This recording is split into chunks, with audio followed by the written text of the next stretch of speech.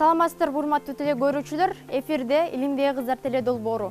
Кесип тандоо ар бир адамдын жашоосундагы маанилүү жана жоопкерчиликтүү кадам.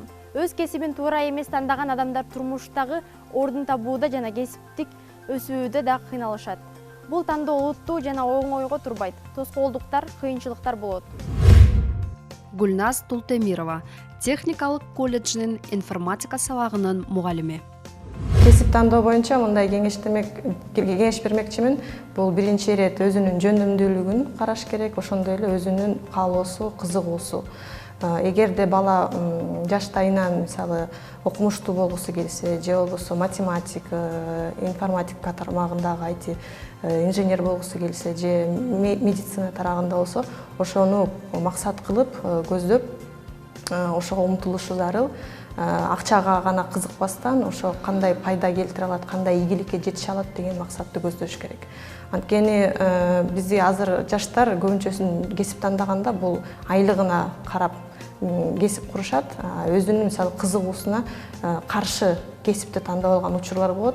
Акыры аягында ошо кесиби мындай канааттандырбагандыктан ошо кесиптен кетип же мындай бактысыз болуп калат да адам.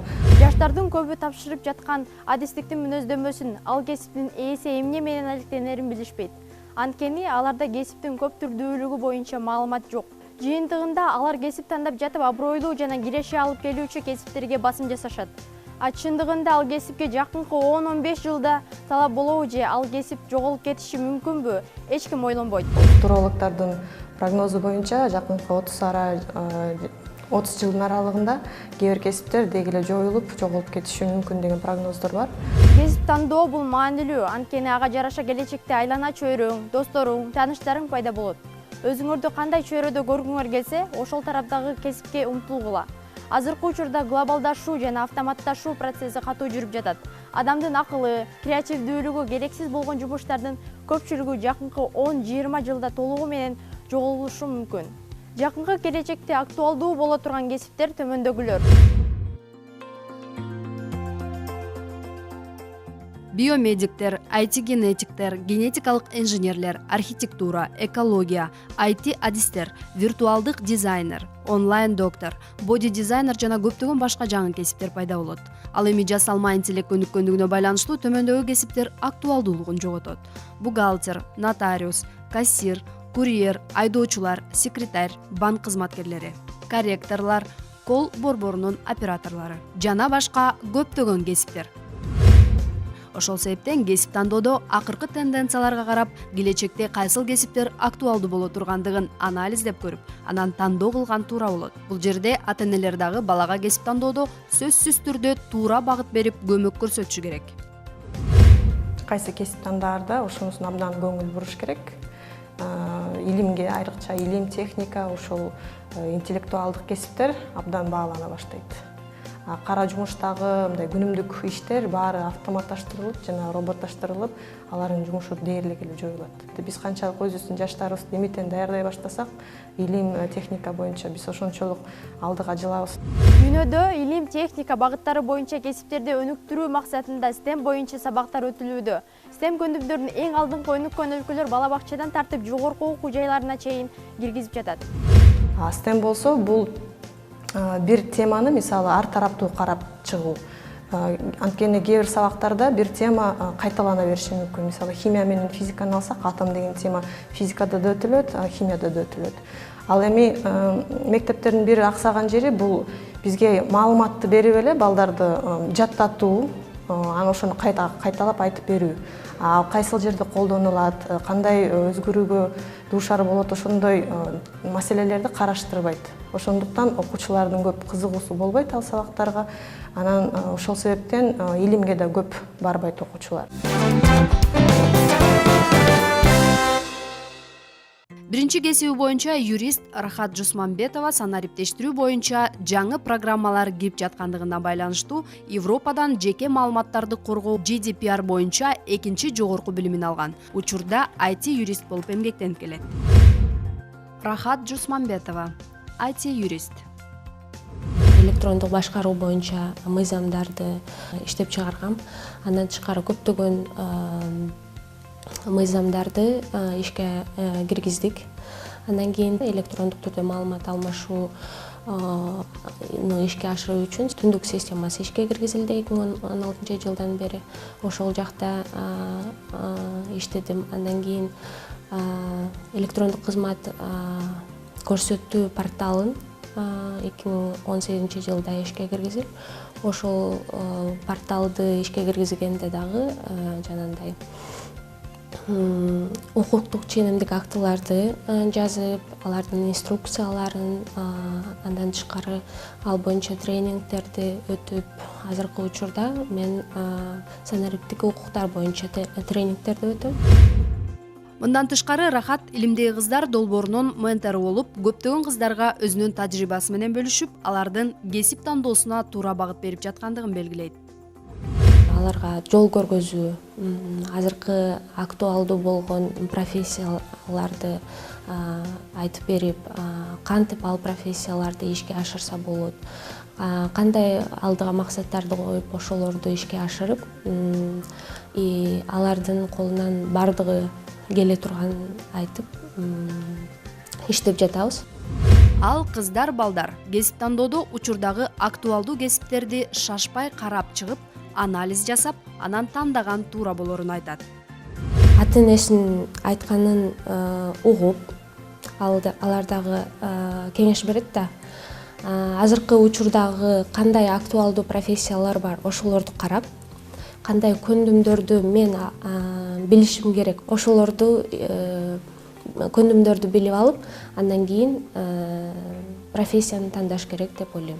Дата аналитика деп коет, ошол профессия көбүнчө биринчи орунда турат да азыр. Дата аналитика, искусственный интеллект, андан кийин уже программирование болуп, азыркы профессиялар биринчи орунда турат. Азыр профессиялар юристтер, бухгалтерлер уже арткы планга өтүп баштады. Мен азыр илим менен алек болуп жатам. Жеке маалыматтарды кантип коргоо боюнча изилдөө жүргүзүп жатам. Жакында кандидатская диссертациямды жактайм. 2018 жылдан тарта Кыргызстанда эң биринчи жолу кыздардын спутник куруу боюнча мектеп ачылган. Бул билим берүүчү социалдык программа. Анын башкы максаттарынын бири бул биринчи кыргыз спутнигин ишке киргизүү жана өлкөнүн бардык аймактарындагы кыздарды STEMге тартуу. Долбоордун жетекчиси Кызжыбек Батырбекова программа боюнча окуп жаткан кыздар бир гана Кыргызстанда эмес, жалпы Борбор Азиядагы кыздарга үлгү катары болушу керек экендигин жана бул программа социалдык болгондуктан акысыз окутулуп жаткандыгын белгилейт. Кызжыбек Батырканова, Кыргыз космостук программасынын же кыздардын спутник куруу мектебинин жетекчиси. К сожалению, в нашей стране у нас очень много тоже есть гендерных стереотипов. Тилекке каршы биздин өлкөдө гендердик стереотиптер бар.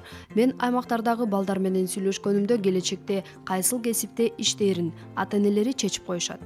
Кыздарды мугалим же медицинага алып барышат дагы программалоо же инженерия жагын эч ылайыктуу деп эсептешпейт.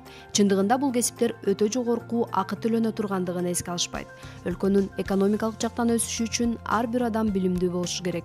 Жалпысынан биз 100дөн ашык кыздарды окутуп бүтүрдүк. Кыргызстан үчүн спутник куруу жаңы технология. Кыздарды окутуу үчүн спутникке дароо уча турган модулду сатып албай, биринчи машыгуучу 2 модуль алынган. Это формат CubeSat, это малые спутники. Бул спутникти TC Space иштеп чыккан. Анын көлөмү 10-11 см. Мындан тышкары инженердик модуль бар. Бул уча турган спутникке абдан окшош. Биз кыздарды ушул модулдун негизинде окутуп жатабыз. Долбоордогу 7 кыздын бирөө бул Алтынай Сариева. Ал программага катыша баштаганына 3 жыл болгон. Келечекте өзү бул жерден алган билимин башкаларга үйрөтсөм деген кыялы бар. Алтынай Сариева, Кыргыз космостук программасынын катышуучусу. Биз азыр жетишкендиктерибиз бул спутникти учуруу максатында 3 этаптан турат.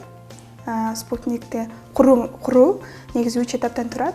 Биз биринчи этабын бүтүп, экинчи этаптабыз. Биздин азыр экинчи этапка келишибиз. Мен оюмча бул эң чоң жетишкендик. Анткени бул ушул этапка жеткенге чейин дагы көптөгөн кыйынчылыктарды көрдүк. Биздин өзүбүздүн командабыз чогулду. Көптөгөн киши келип кетти. Жана жүздөгөн кызды биз башталгыч курстарыбызды окуп бүттүрдүк. Бул эң чоң ийгиликтердин бири. Азыр мисалы үчүн эң азыркы тапта биз өзүбүздүн окуган нерселерибиздин баарын биргеликтирип программа түзүп жатабыз. Окутуучу программа. Бизден кийин дагы кыздар келип ошол программаны улантып, ошол спутник курууну үйрөнсүн деп ошол программа жасоодобуз. Айдана инженерияны өздөштүрүү үчүн сөзсүз эле мектепте математика же физика сабактарын мыкты окуштун деле кереги жок. Кийин деле эгерде кызыгуу болсо, өнүктүрүп кетүү мүмкүн экендигин айтат. Айдана Айдарбекова, Кыргыз космостук программасынын катышуучусу. Бул долбоорго келгенде кичине кызыгым пайда болуп, мына физиканы ушул үчүн окуткан турбаймынбы деп түшүнүү пайда болуп, кызыгып бул жерде калып калдым. Биз жалгыз гана спутник менен алектенбейбиз. Биз болсо окуучуларга сабак өттүк, ментор болуп иштедик, жана башка партнерлор менен кантип сүйлөшүүнү үйрөндүк. Бир жака барып калсак, мисалы биз мен жана эки дагы иштеш кызым Англияга барып келгенбиз жана өзүбүздүн проект боюнча, долбоор боюнча башка адамдарга англисче презентациялаганды үйрөнүп келдик.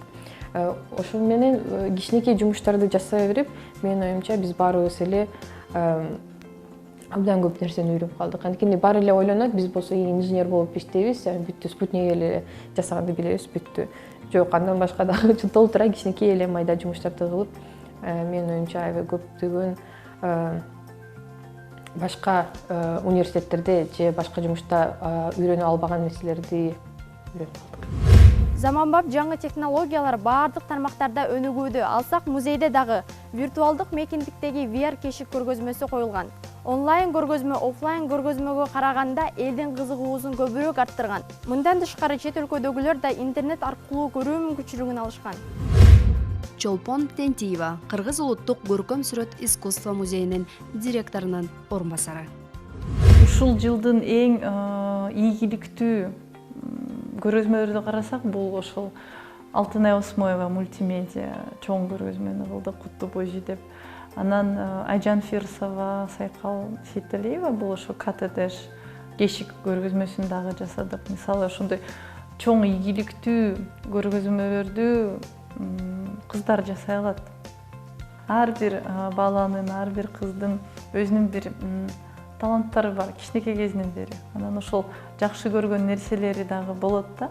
Ошону эң кичинекей кезден мындай шагынсындырбай, жок бул профессия көп акча алып келбейт дебей, ошону чынында эле өркүндөтсө болот экен да. Жөн эле сөз менен же бир кружокко алып барып, же текшерип көрсө болот экен да. Анан азыр дүйнөнүн өзгөрүүлөрү ар бир жарым жылда болуп атпайбы?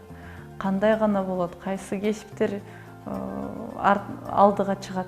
Бул дагы белгисиз. Ошондуктан soft skills деген бир түшүнүк бар. Ар бир кесип болобу, ар бир багыт болобу, ошону чындыгында эле жакшы сүйүп, көп убакыт кеткенде, ошондо профессионал тараптагы бул абдан маанилүү да. Профессионалдыкка жетүү бул абдан маанилүү. Илимдеги кыздар долбоорунун насаачылык программасынын алкагында Кыргызстанда технологиялар, илим жана чыгармачылык индустрия жагынан кесиптик тажрыйбасы бар 113 айым тандалып алынган.